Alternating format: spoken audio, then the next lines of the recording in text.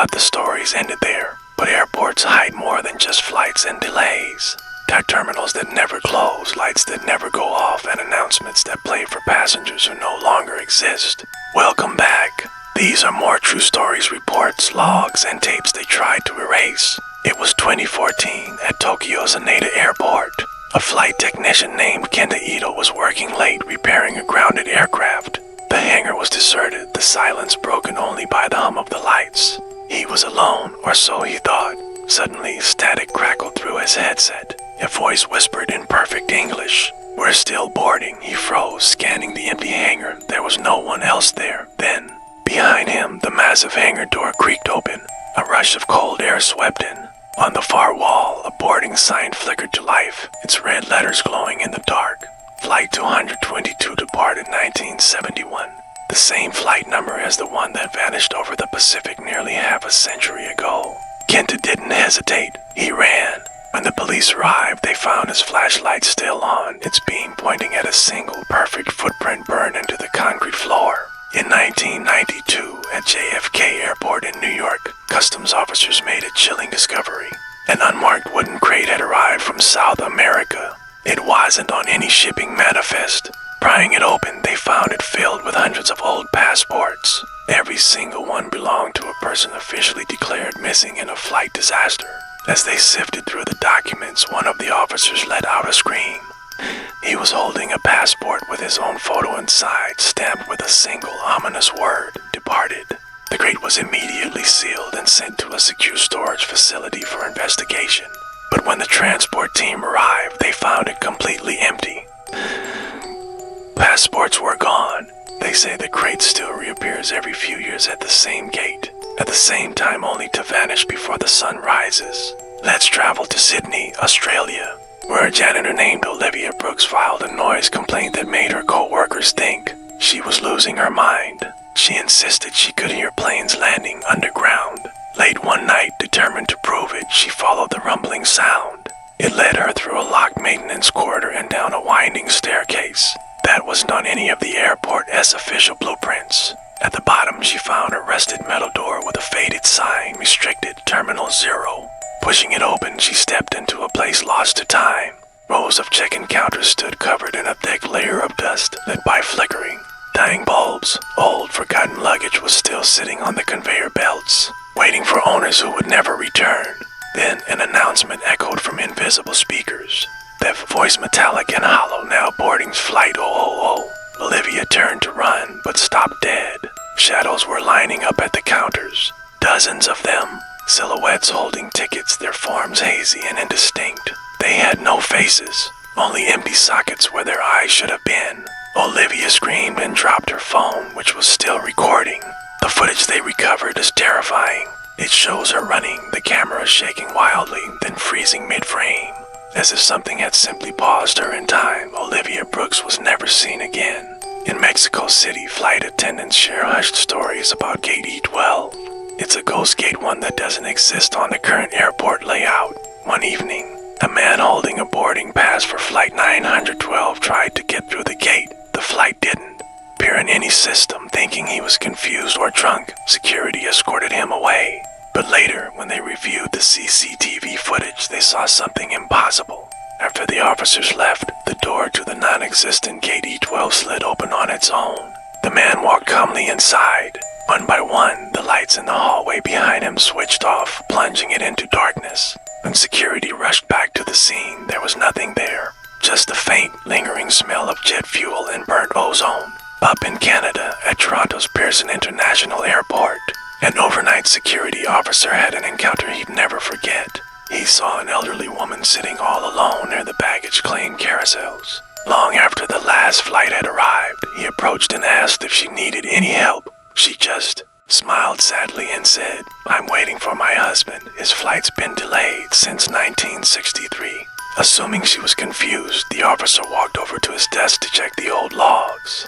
But when he turned back, she was gone. The bench where she'd been sitting was strangely wet, as if she'd just been sitting there in the rain. Later that night, he checked the security tapes. The footage showed him talking to someone, but the chair was completely empty. But perhaps the most terrifying report comes from a place few ever see.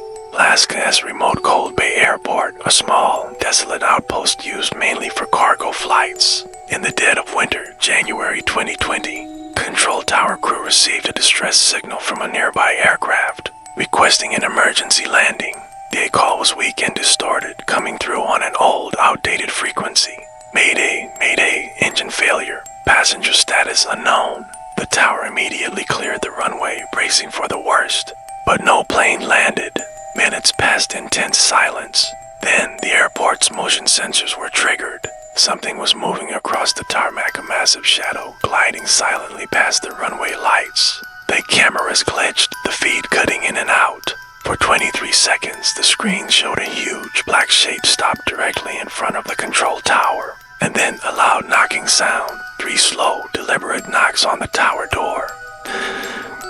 The power across the entire airport cut out when it flickered back on moments later. Tower door was wide open, and written in the fresh snow outside in large, perfect letters were 2 words: "We landed." The official FAA report classified the incident as unverified radio interference, but the sound engineers who later cleaned up the original recording said they found something else buried in the static. In the background, there were multiple, overlapping voices whispering coordinates. The last voice spoke clearly, saying, "Terminal 0, open the gate. You can ignore ghost stories. You can laugh them off as urban legends. But one day, when your flight gets delayed at 3 in the morning, and the intercom repeats an announcement for a gate that no longer exists, remember this. Airports are liminal places. They stand between departure and arrival, between the living and the lost. And somewhere out there, a flight still hasn't landed. If you've made it this far, you've already checked in. Now, whatever you do, don't turn off the lights, because Flight 000 might be boarding again tonight. Thanks for watching. And if you want more stories from the archives, make sure to follow and subscribe. Stay safe. Have you ever heard of Cold Bay, Alaska? It's a remote, windswept place, but it's not the isolation that makes it unsettling. It's the airport. A few years ago, a series of leaked audio tapes from its control tower went viral. They captured something impossible, garbled communications with a flight that didn't exist. They called it Flight 000, a ghost flight. Most people dismissed it as an elaborate internet hoax, just another creepypasta. But one person took it seriously. A YouTuber named Eli Cross, famous for his explorations of abandoned and forgotten places, saw the rumors not as a story, but as a challenge. He announced to his followers that he was flying to Cold Bay to find the truth, to locate a place whispered about in the deepest corners of the web, a phantom terminal known only as Terminal 0. His final upload was titled "Exploring the Airport That Time Forgot." It was meant to be the first of a 2-part series. The second part was never uploaded. The video begins with Eli in a shaky, small propeller plane descending through thick Alaskan fog. He's smiling, but there's a nervous energy in his eyes. He speaks directly to the camera, his voice a mix of excitement and unease. "Okay, so we're just about to land in Cold Bay. The locals say the airport tower is haunted, something about a ghost flight, Flight 000. Honestly, I don't believe in that stuff, but you never know. We'll see what we find." The plane touches down on a runway completely shrouded in fog. The moment he steps out, the silence hits you. It's not just quiet, it's an unnatural void. No planes, no staff, no voices. The only sounds are the low, distant hum of generators and the lonely whistle of the wind. He walks into the main terminal and it's like stepping into a time capsule. The lights flicker weakly overhead, casting long, dancing shadows. Everything is frozen in the 1970s. Old, faded travel posters cling to the walls. Coffee cups sit half full on dusty tables as if their owners simply vanished mid-sip. The air is thick with the faint, lingering smell of old kerosene. Eli pans his camera around the empty hall, his voice dropping to a whisper. It looks like everyone just left, like they all walked out in the middle of their shift. And then it happens. Public address system, dead just moments before, crackles to life. The low, distorted, almost robotic voice echoes through the empty terminal. "Attention passengers, now boarding Flight 000. Eli freezes, his face pale in the camera's light. He lets out a nervous laugh, trying to brush it off. "Okay, that's creepy. I swear I didn't touch anything. That sound, it's not on a loop. Where did that come from?" His bravado is gone. Now it's just raw fear. Drawn by a morbid curiosity he can't resist, he moves deeper into the airport, away from the public areas. He finds a corridor marked staff only, leading to a door with a sign that reads maintenance access restricted. The door is slightly ajar. He pushes it open and steps into darkness, his flashlight beam cutting through the gloom. The air instantly becomes colder and the flashlight begins to flicker erratically. It's then that the camera's microphone picks up a new sound. Distant rhythmic footsteps echoing from somewhere down the hall. But they're uneven, like someone dragging their foot. Eli whispers into the oppressive silence, "Hello, is anyone there?" The only reply is the echoing of his own voice, followed by another sound, closer this time. A faint, sharp click, click, click, like a small metal tag swinging against a pane of glass. He follows the sound, his camera shaking as he descends a narrow, rusted stairwell. The walls are damp, dripping with condensation that looks like black tears. The air grows colder with every step, his breath fogging in front of the lens. At the bottom of the stairs, he finds it. A heavy industrial steel door, unlike anything else in the airport. And etched into the rusted metal as if scratched by fingernails is one single, terrifying word. Terminal 0. Ellie's voice is barely a whisper, filled with a horrifying realization. No way, it's real. This place is real. With a deep, shaky breath, he pushes the door. The hinges let out a blood-curdling screech that echoes back up the stairwell. The sight that greets him is straight out of the leaked reports. An entire, fully realized airport terminal hidden beneath the main one. Rows of check-in counters stand silently, covered in a thick layer of dust. The signs above them are faded and peeling. In the center of the room, a single luggage belt hums with a low, ghostly energy even though there's no visible power source. Ellie's camera slowly zooms in on something lying on one of the check-in counters. It's a boarding pass, old and brittle. Printed in faded ink are the words, Passenger E-Cross, Flight 000, Gate E12. Eli stares at it, his hand trembling so badly the camera feed becomes a blur. "I didn't print this," he stammers, his voice cracking. How is this possible? Before he can finish the thought, the speakers above him crackle again, louder this time, more insistent. Final boarding call for Flight 000. As the voice fades, the conveyor belt beside him lurches into motion. Old, dusty suitcases covered in frost begin to slide across its surface. One of them tumbles and falls open right at his feet. Eli lets out a choked gasp. Inside the suitcase aren't clothes or souvenirs. It's a pile of bones tangled in the tattered remains of an old pilot's uniform. He stumbles backward, tripping over his own feet, but as he falls, his camera catches something through the terminal's massive glass wall. Out on a dark, shrouded tarmac that shouldn't exist sits a plane. It's completely jet black with no airline markings, no logos, nothing. Just a single ominous red light blinking at its tail. Suddenly, the cabin lights inside the plane flicker on one by one, revealing dark silhouettes moving past the windows. They're boarding, Eli whispers, a sound of pure terror.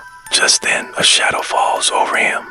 A tall, impossibly thin figure steps into frame right behind him, wearing the distinct shape of an old-fashioned pilot's hat.